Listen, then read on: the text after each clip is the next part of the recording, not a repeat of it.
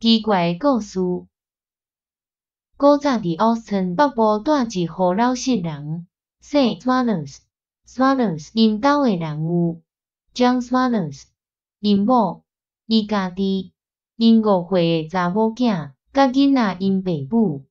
伫户口调查的时，算6个伫本市人口。毋过事实简单有3个人。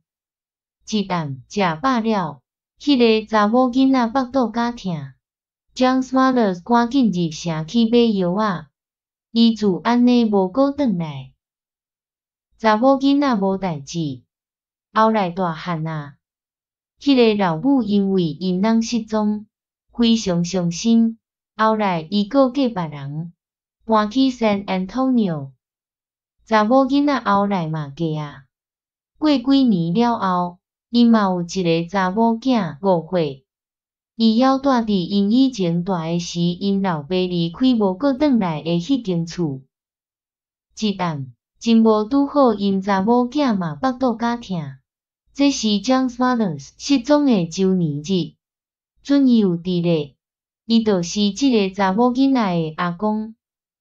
我入城去买药仔，因翁安尼讲，袂使 ，John 你毋好去，因某应伊，你嘛有可能会失踪。袂记得转来，所以 John Smith 无去，因只是坐伫查某囝 Pansy 的床边。